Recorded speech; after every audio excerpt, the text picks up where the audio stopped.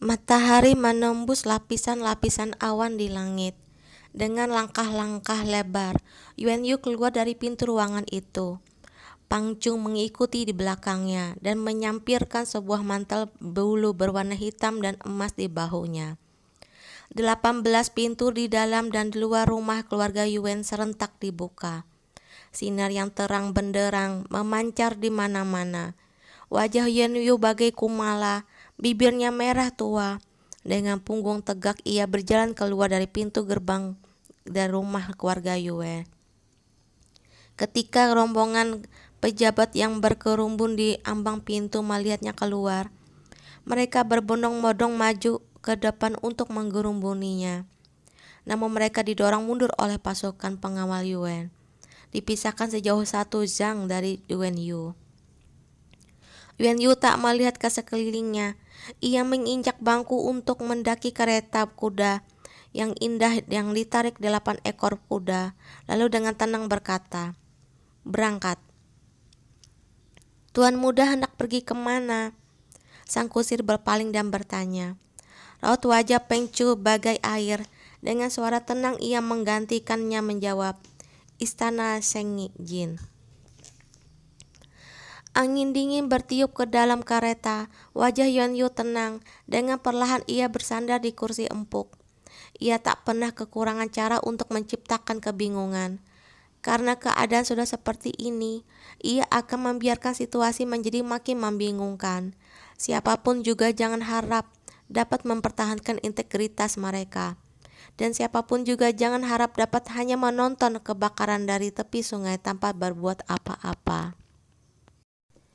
Malam tiba. Pesta di luar belum selesai.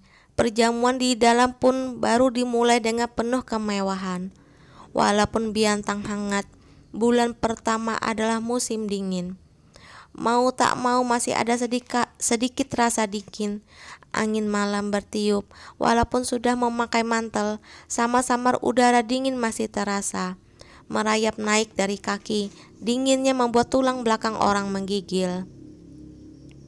Di tengah hari turun hujan rintik-rintik, sampai senja baru berhenti, menambah hawa dingin ke malam yang gelap gulita ini. Namun para selir yang berpakaian mewah dan rambutnya bagai awan masih dengan tenang memperlihatkan dada mereka yang penuh tumpukan salju dan bunga es. Mata mereka menggoda bagai sutra lengan kumala menentang. Terkadang ada selir yang berani melangkah ke depan untuk bersulang. Kalau tak berhati-hati, ia akan menunjukkan kaki kecilnya yang mulus dan indah. Li Che sudah minum banyak arak. Sambil memicingkan mata, ia bersandar di kursi empuk.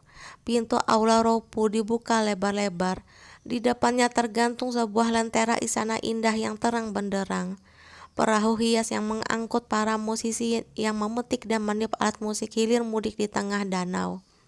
Melodi mewah yang sehalus sutra berkumandang seiring angin malam yang dingin bertiup ke dalam aula. Pinggang-pinggang yang meliuk-liuk bagai ular air menari dengan lincah di depan mata. Sepasang kaki yang panjang dan langsing menari dengan menggoda. Kulitnya yang kuning muda dibasahi tetesan keringat. Seorang penari yang berani dengan pelan berputar-putar berusaha mencuri pandangan untuk berbaring dalam pelukan Li Che. Sudut-sudut matanya agak terangkat. Garis-garis awan yang melingkar-lingkar digambar dengan bedak emas seiring dengan sudut-sudut matanya. Bibirnya ranum, lehernya jenjang, buah dadanya yang bulat dibalut oleh kain yang amat tipis, sehingga kulit yang halus dan putih di dalamnya dapat terlihat. Sang gadis penari menuang secangkir anggur bagus yang indah warnanya. Lengannya yang seputih salju terangkat tinggi-tinggi. Setelah itu pergelangan tangannya berbalik. Anggur pun tiba-tiba tercurah meluncur ke bawah melewati leher yang bagai angsa, lalu mengalir di antara kedua bukit seputih salju itu. "Yang mulia, apakah Anda sudah mabuk?" Benar-benar seorang gadis cantik yang jarang ditemui. Bibirnya yang merah dengan perlahan terbuka. Suaranya merdu, bahu harum terbuka sang penari yang lembut bagai tak bertulang, menggosok-gosok dada Li Che dengan pelan, meluncur keluar dari baju yang agak terbuka. Sebuah tangan yang putih bersih bergerak ke bawah. Namun pada saat yang menentukan berhenti, sudut-sudut matanya terangkat dengan menggoda memandangnya. Ini adalah Nyonya Ziming di istana Jinwu yang setahun belakang ini selalu disayang oleh Lice. Watak Lice romantis, sangat jarang menyukai seorang wanita selama lebih dari sebulan. Tapi Nyonya Ziming yang berasal dari kalangan bangsawan yang sudah jatuh miskin ini sudah disayang Lice selama lebih dari setahun. Dari hal ini dapat dilihat bahwa ia mempunyai sesuatu pesona yang unik. Mata Lice yang agak mabuk memandang ke bawah dengan hambar. Ia mengenakan jubah brokat berwarna biru dan ungu yang indah. Kerahnya dihiasi bulu musang yang sehitam tinta. Kerahnya sedikit terbuka, memperlihatkan sebuah belahan yang berkelok-kelok. Tubuh kuat dan anggun lelaki itu di bawah sinar mentera yang membingungkan, nampak agak menggoda. Ia mempunyai kebiasaan memicingkan sebelah matanya, dahinya agak berkerut seakan sedang merenung.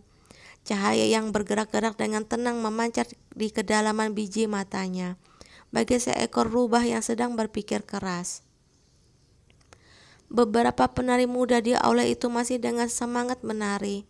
Mereka berputar-putar menarikan tarian donghu, berani dan bebas, hanya memakai secari kain tipis. Bagian-bagian pribadi tubuh mereka hanya sedikit tersembunyi. Dada dan pantat mereka dengan perlahan bergoyang-goyang, keringat mereka yang harum bercucuran. Yang mulia, Anda sudah setengah bulan tak masuk ke aula Ropu. Apakah Anda begitu cepat melupakan hamba? Nyonya Jibing dengan lembut bersandar ke depan, kelopak matanya bagai air, dengan lembut memandang Lice, bagai seorang wanita penggoda. Mata Lice sudah mabuk, bahkan kaki dan tangannya sepertinya juga sudah mabuk, namun di dahinya selalu ada suatu kewarasan.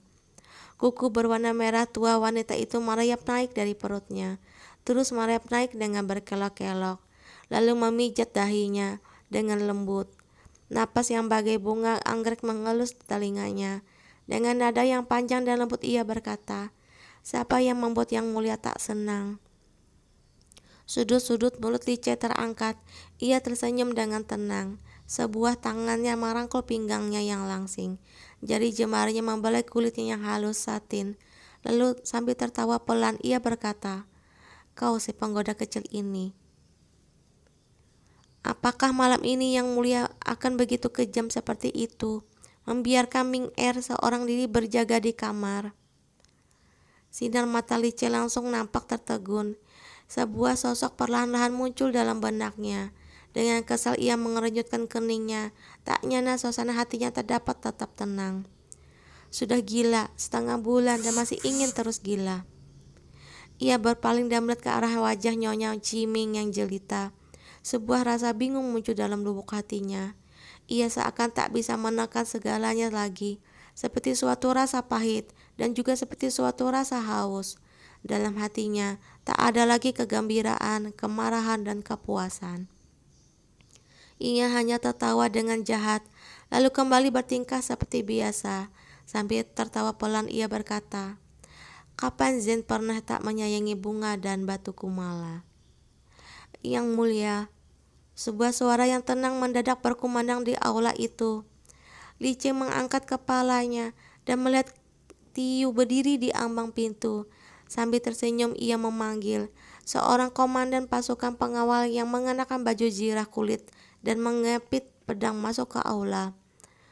Tanpa memperdulikan ekspresi wanita-wanita yang mengelilingnya, ia berlutut di lantai, lalu dengan suara berat berkata, "Yang Mulia, Nona Chu sudah pulang." Lice tertegun. Raut wajahnya tak berubah, namun arak bagus dalam cawannya bergoyang-goyang pelan, hampir tumpah. Dari kejauhan terdengar suara nyanyian para aktor. Nadanya sangat panjang, seperti sebuah lagu yang sangat merdu. Angin sepoi-sepoi bertiup di danau, membawa keharuman samar-samar yang mengambang di udara. Sosok Lice tinggi dan kurus, rambut yang sehitam tinta tebal berdiri di bawah cahaya lentera yang terang benderang. Ia nampak luar biasa tampan. "Kapan ia datang?" "Baru saja, Yang Mulia." "Sekarang di mana ia berada?" "Sudah kembali ke Wisma Mihe." "Pergilah." Lice bangkit dan berjalan keluar. Tiu tertegun lalu cepat-cepat bertanya, "Yang mulia anak pergi kemana?" "Wisma Mihe." Dari kejauhan suara Lice melayang-layang di tengah malam yang penuh bedak emas dan kemewahan. Tiu segera membawa para pengawal mengikutinya. Nyonya Ziming perlahan-lahan berdiri, sutra halus yang membuat tubuhnya berkibar-kibar dengan pelan di tengah angin malam. Akan tetapi, ia sudah tak bersikap genit seperti barusan ini. Pandangan matanya dengan hambar memandang sosok Lice yang sedikit demi sedikit menjauh. Sinar matanya dingin, tak girang dan tak sedih. "Nyonya." Seorang gadis pelayan dengan hati-hati berjalan mendekat. Ia mengambil sebuah mantel dan memakainya di bahunya. Lalu dengan perlahan melambaikan tangannya. "Pergilah." Peradayang dan selir berpencar bagai air di tengah keharuman bejana arak dan bunga anggrek. Hanya tersisa para aktor yang bernyanyi dengan merdu di tepi danau. Bunga lotus di pinggir danau telah layu. Pohon wutong di depan pintu pun sudah meranggas. Sang rembulan hanya berupa bulan sabit. Cahaya yang terang benderang bersembunyi dengan tenang memancar di tangga batu yang putih bersih. Tirai mutiara saling beradu, menimbulkan suara bergemericik. Kyushi yang berjaga di luar kamar terbangun. Lice memberi isyarat agar ia tak bersuara. Gadis pelayan kecil itu pun cepat-cepat menunduk dan berlutut di lantai, tak lagi berani bersuara. Udara sudah menjadi dingin, jendela ditutup rapat, namun masih ada cahaya bulan pucat yang bersinar ke dalam melalui kertas penutup jendela yang putih bersih. Acu sedang tidur, selai selimut biru muda menutupi tubuhnya, hanya memperlihatkan kepalanya yang mungil, alisnya amat terang, ekspresinya pun sudah ekspresi tenang dan jarang terlihat. Lice bersandar di ambang pintu, sedikit menelengkan kepalanya untuk sesaat. Ia hanya berdiri di sana tak bergeming. Mungkin orang itu benar-benar pilihan terbaik untuknya. Tak punya beban dan tanggung jawab yang begitu berat, dan juga tak punya dendam dan ambisi yang terlalu besar. Dapat dengan bebas pergi sesuka hati. Dengan penuh perhatian ia memandanginya. Sinar matanya lembut, sekeliling mereka begitu tenang. Berkas-berkas cahaya yang jarang-jarang jatuh di atas rambut di pelipis Acu berkilauan dengan dingin. Angin menerobos masuk dari luar. Sama-sama nampak pepohonan di balik jendela berayun-ayun bagai tangan gemulai seorang wanita. Dengan lembut membelai istana yang dingin dan sepi ini. Nona begitu kembali langsung tidur, sepertinya sangat lelah. Dengan suara pelan, Kyushu berkata pada Tiu. Suaranya amat lirih, namun masih masuk ke telinga Lice. Lice berdiri di sana, seakan telah mengerti semuanya. Perapian di Jialong mengeluarkan kehangatan yang samar-samar. Di balik jendela, burung bulbul yang hinggap di pohon berkicau. Suaranya sangat merdu dan enak didengar. Tak peduli bagaimanapun juga, kalau lelah beristirahatlah. Setelah itu, lelaki itu berbalik dan keluar dari aula. Di aula yang luas terdengar suara langkah kakinya, begitu luas. Duk, duk, duk. Malam sedikit demi sedikit menjadi dingin. Acu perlahan-lahan membuka matanya. Di tengah kegelapan, sepasang matanya bagai batu yang hitam legam. Jari-jarinya yang kebiruan mencengkram selimut brokat dengan begitu kuat. Tak lama kemudian, suara tari dan nyanyi dari aula Ropu kembali berkumandang, lebih megah dibandingkan dengan sebelumnya. Angin malam bagai air, ia perlahan-lahan meminjamkan matanya. 3 hari kemudian, ia memutuskan untuk meninggalkan kota Rajatang tanpa mengusik orang lain. Hanya membawa Mekiang, mengucapkan selamat tinggal pada Lice. Pada mulanya, Lice tak berkata bahwa ia akan mengantarkannya. Hanya ketika kereta kudanya keluar dari gerbang kota Rajatang, di bawah pohon wutong di kejauhan, di sebuah kedai teh yang bersih dan rapi. Di belakang Lice berdiri Tiu, Sundi, dan yang lainnya. Melihat Acu datang, beberapa orang serentak mengucapkan selamat tinggal padanya. Kerumunan itu berpencar. Lice dan Acu duduk di kedai teh dan akhirnya memulai percakapan pertama di antara mereka setelah ia kembali. Kau ingin pergi kemana? Tak tahu. Melihat sinar mata curiga Lice, Acu mendadak tersenyum dan berkata, "Jangan melihatku seperti itu. Aku tak asal bicara. Hanya benar-benar tak tahu ingin pergi kemana." "Kalau begitu, kau masih ingin pergi?" "Aku ingin pergi keluar melihat-lihat." Acu menarik napas dalam-dalam. Sambil mengulum senyum, ia memandang pemandangan yang indah di sekelilingnya. Lalu dengan segera menjadi hangat. Kimeng begitu besar, tapi aku belum pernah menjelajahinya dengan suasana hati yang santai. Kali ini aku akan memberi diriku sendiri sebuah liburan. Lice sedang dengan amat serius menyaduh teh. Gerakannya terampil. Sambil berbicara ia bertanya, "Kau rencananya akan libur berapa lama?" "Tak tahu, tergantung suasana hatiku. Mungkin suatu hari aku akan jatuh miskin dan bernasib sial, dan aku akan kembali mencarimu untuk mengemis sesuap nasi. Oleh karenanya, kau harus baik-baik menjadi kaisar. Jangan sampai kehilangan tahta ketika aku kembali." Mendengarnya, Lice cepat-cepat mengambil sebuah amplop yang berada di atas meja, mengeluarkan uang kertas di dalamnya, mengambil lebih dari separuh dan memasukkannya ke dalam saku dadanya, lalu mengumum kepada dirinya sendiri, "Sebelum jatuh miskin dan bernasib sial baru kembali. Kalau begitu aku tak bisa memberimu banyak uang. Kalau tidak, siapa tahu ketika kau kembali kau sudah menjadi nenek-nenek ompong." Acu tak bisa menahan diri untuk tak tertawa. "Coba lihat, kau begitu memalukan. Mana mimpi seorang kaisar? Siapa yang menentukan kalau seorang kaisar tak boleh pelit? Kau tak tahu betapa miskinnya hari-hariku. Kalau aku ingin mengeluarkan sedikit uang saja, segerombolan orang tua itu langsung mengeluh tentang betapa miskinnya kami seharian. Kata mereka, di timur kemarau panjang, di barat orang mati kelaparan. Kalau bisa, mereka ingin aku tiap hari menggigiti daun pekcai. Semuanya tak ada yang bagus. Sedikit uang itu kutabung di sela-sela gigiku. Tapi kau tak tahu berterima kasih dan malah masih menertawakan aku." Langit bintang sangat cerah. Sejauh laksanan Li tak ada awan. Sinar mentari menyinari mata Lice yang bagai mata rubah, membuatnya makin nampak licik. Acu mewakili seluruh pejabat sipil dan militer Biantang menghela napas panjang. Bertemu kau kaisar macam ini, mereka entah kehilangan berapa kehidupan. "Ai," Lice menggeleng-geleng kepala menghela napas. "Ah, Kiau Kiau, kau begitu kejam. Kenapa kau pergi tanpa berkata apa-apa seperti ini? Heikyu dan yang lainnya akan bertarung mati-matian denganku." Ketika ia menyebutkan nama Hikiau, Acu mendadak agak tertegun. Setelah berpikir untuk waktu yang amat lama, ia baru dengan perlahan berkata, "Lice, aku akan mempertanyakan para prajurit pasukan Kyuli kepadamu. Mereka semua laki-laki, untuk apa kau mempertanyakan mereka padaku?" Acu tak memperdulikan gurauannya dan terus berbicara. "Beberapa bulan ini, aku selalu berpikir, sebenarnya aku bersalah atau tidak. Apakah aku terlalu naif, menganggap diriku adalah mengubah masyarakat ini, dapat mendirikan sistem sosial yang sedikit lebih beradab, bukan menyatukan seluruh dunia seperti yang dikatakan kamar dagang Datong. Aku hanya ingin orang miskin mendapatkan sesuap nasi, tak usah menjadi budak bagi orang lain.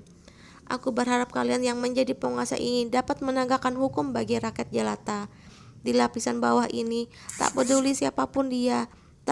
Ia tak boleh dengan seenak hati membunuh orang lain. Aku tahu masyarakat tak akan melangkah maju dengan amat cepat, melebihi watak mereka. Akan tetapi, bagaimanapun juga, kalau ada orang yang mencoba dengan sekuat tenaga untuk memimpinnya maju dengan selangkah kecil, asalkan maju selangkah demi selangkah kecil, cepat atau lambat, ia akan melakukan sebuah langkah besar. Ketika aku kembali memulainya, aku juga tak punya idealisme besar seperti itu. Aku hanya ingin melarikan diri dan hidup dengan baik. Tapi setelah aku mengenal Yan Bei, mendengarnya berbicara tentang Yan Bei, hatiku sedikit demi sedikit menjadi hidup. Kupikir aku datang ke dunia ini mungkin ada artinya juga. Mungkin di tengah kegelapan ada kehendak langit. Akan tetapi, Cita-citaku hancur, berkeping-keping, karena aku terlalu angkuh. Aku menganggap kekuatanku amat besar, dapat mengubah begitu banyak hal. Namun akhirnya aku berulah menyadari bahwa kekuatanku sangat kecil. Sanak keluarga dan teman-temanku satu demi satu meninggalkanku.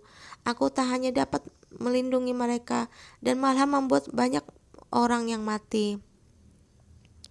Lice mengerutkan keningnya. Ia hendak berbicara, namun dihalangi oleh Acu. Acu memandanginya lalu berkata dengan tenang, "Lice, aku bukan seorang pemimpin yang baik. Para prajurit pasukan Kyuli tak punya keyakinan. Keyakinan mereka adalah kepercayaan mereka padaku. Akan tetapi, keberadaanku justru berkali-kali menjerumuskan mereka ke dalam bencana dan peperangan, membuat mereka mengucurkan darah dan tewas. Sedangkan sistem serta kehidupan yang kujanjikan itu tak dapat kuwujudkan. Aku hanya menolong mereka sekali saja. Aku tak boleh dengan mementingkan diri sendiri membuat mereka mengikuti diriku, menerobos garis pertahanan musuh hingga penuh luka. Sekarang aku berpikir, kalau saat itu aku menuruti Yan Kun dan membubarkan pasukan Kyuli, begitu banyak orang di antara mereka tak akan tewas, dapat menikah dan punya anak, dapat hidup dengan baik." Suara Acu agak terseduh-sedan. Ia menarik bibirnya, rongga matanya agak merah. Akan tetapi ia masih berkata dengan tersenyum, "Orang hidup tak usah harus melakukan suatu pekerjaan besar, menikahi seorang istri, melahirkan seorang anak. Gembira sampai tua juga sebuah cara hidup. Hanya sayang, aku terlalu lambat menyadarinya. Mereka sudah mati. Bagaimanapun juga mereka tak bisa hidup kembali. Tanganku berdarah, tak bisa dicuci sampai bersih." "Kiau-kiau," dahi Lice berkerut dalam-dalam. Dengan suara rendah ia berkata, "Hal-hal ini bukan kesalahanmu." "Tapi aku tak bisa menghindari kewajibanku," kata Acu. Dengan lirih, Acu berkata, "Mereka mempercayaiku, mengikutiku, tapi aku tak berdaya melindungi mereka. Mereka satu demi satu tewas. Aku bahkan tak dapat mengubur mayat mereka dengan baik. Kau tahu tidak? Sampai malam, aku bisa mendengar mereka menangis di tengah angin dingin. Mereka berkata ingin pulang ke kampung halaman, ingin menjenguk ayah dan ibu yang sudah tua. Mereka masih sangat muda, ada yang baru berusia 5 atau sampai 16 tahun, umur di mana mereka seharusnya masih bermanja-manja di sisi orang tua mereka. Tapi karena diriku, mereka tewas di padang belantara salju." Di wajah Lice sama sekali tak ada canda. Dengan khawatir ia memandang dirinya, hatinya terasa agak pedih. "Lice, bantulah aku, urus mereka baik-baik. Kalau kau khawatir, bubarkanlah mereka, beri mereka sedikit pekerjaan ringan, biarkan mereka menikahi istri dan melahirkan anak di tanahmu, hidup dengan baik. Jangan kembali ke medan perang. Bagi para prajurit, tak ada kemenangan di medan perang. Kemenangan hanya milik para jenderal. Yang menjadi milik para prajurit hanyalah pembunuhan massal dan kematian." Dengan kesusahan, Lice mengangguk-angguk. Ia memandang wanita yang bertubuh kurus, kering, dan wajahnya pucat pasi itu. Lalu dengan lembut bertanya, "Kalau begitu, bagaimana dengan dirimu? Apakah masih ingin mengikuti Yan Kun? Masih ingin kembali ke sisinya?" "Aku sudah tak membencinya." Acu dengar perlahan menggeleng, dengan amat tenang tersenyum, bagai angin sepai-sepai bulan ketiga di tepi danau. "Sebenarnya kami semua tak tahu bahwa ia sebenarnya adalah orang yang paling menderita. Aku melihat dengan mataku sendiri kebencian dan penderitaannya, melihat segala penghinaan yang diterimanya. Hal-hal ini bukan sesuatu yang dapat diketahui oleh orang luar. Ada seberapa banyak kebencian dalam hatinya, tak bisa kuukur. Sekarang ia telah mengambil langkah ini, walaupun caranya salah. Namun takdirlah yang memaksanya mengambil langkah ini. Semua orang punya kekuasaan untuk memilih sendiri jalan yang diambilnya. Itu adalah jalannya, walau tak bisa menyetujuinya. Namun aku menghormati pilihannya. Di dunia ini, siapa yang dapat melakukan kebenaran yang sesungguhnya? Dan siapa yang dapat mengatakan bahwa seseorang sepenuhnya bersalah? Hanya saja, kami mempunyai prinsip dan tujuan sendiri-sendiri. Kami sudah tak bisa berjalan bersama, tapi hal ini tak berarti bahwa kami harus mengambil jalan yang berlawanan dan bermusuhan. Kalau begitu, bagaimana dengan Yuan Yu? Kenapa kau tak bersamanya? Bukankah ia telah melakukan begitu banyak hal untukmu? Apakah kau tak mencintainya? Cinta, mungkin. Acu tersenyum kecil dan berkata, sebenarnya aku juga tak tahu apa yang dianggap cinta yang sesungguhnya. Tapi saling mencintai bukan berarti harus bersama. Kadang-kadang membebaskan seseorang untuk cinta. Acu menengadah. Angin bertiup di dahinya yang begitu cerah. Saat itu Lice seakan melihat seberkas cahaya terang benderang yang indah berkilauan di matanya. Begitu menyilaukan membuat orang terpesona. Bagaimanapun juga, dia adalah menteri perang dan tetua Dakia. Sama kedudukannya dengan menteri pertahanan. Bagaimana bisa bersama denganku yang seperti ini? Dengan menggumam ia berkata, aku tahu, asalkan aku bersedia, ia akan mencampakkan semua kemuliaan itu demi diriku. Tapi Lice, kalau begitu, apakah benar-benar baik? Ia sudah cukup banyak menderita, telah mengalami saat-saat sulit, dan akhirnya menghancurkan segala penghinaan yang ditimpakan di atas kepalanya. Dan mendapatkan semua yang ia miliki hari ini. Dia dan aku tak sama, walaupun negara busuk, keluarga dingin, dan pada akhirnya ia masih seorang yang mempunyai keluarga dan negara. Aku memahami rasa tanggung jawab semacam itu, beban untuk menempatkan kewajiban di atas cinta dan kebebasan. Kalau hanya demi diriku yang sekarang, ia mencapakan semuanya dan berkelana denganku. Menurutmu, apakah di masa depan ia akan benar-benar bahagia? Tidak akan. Ia adalah seorang lelaki. Seorang lelaki harus mempunyai langitnya sendiri. Setelah ia sedikit demi sedikit menjadi matang, sedikit demi sedikit menua, ia akan memahami semuanya dan sama sekali tak akan berbahagia karena pilihannya hari ini. Lagi pula, aku juga sudah lelah. Acu menunduk. Sambil tersenyum ia memandang Lice. Aku sudah bekerja keras selama banyak tahun. Aku tak punya keberanian untuk terus berjalan di jalan yang tak dapat kulihat dengan jelas. Aku juga seorang wanita dan juga menginginkan waktu untuk beristirahat. Kiau-kiau, Lice menghela napas. Lalu dengan tak berdaya berkata, aku tak bisa menghalangimu. Benar bukan? Kau sudah memutuskan untuk pergi, benar bukan? Benar.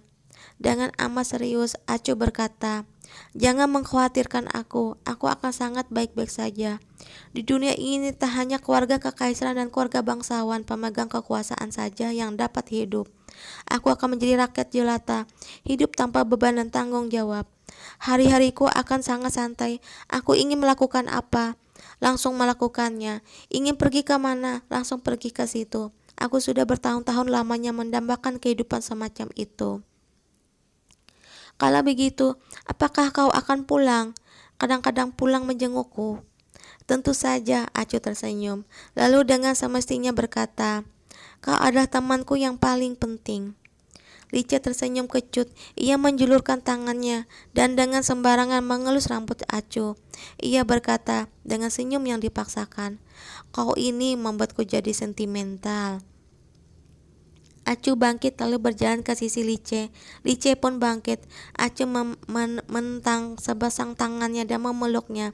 Lalu berkata dengan lembut, Lice, aku pergi dulu. Keadaan di Kimei semakin lama semakin kacau. Kau harus baik-baik saja. Jangan membuatku khawatir sedikit pun.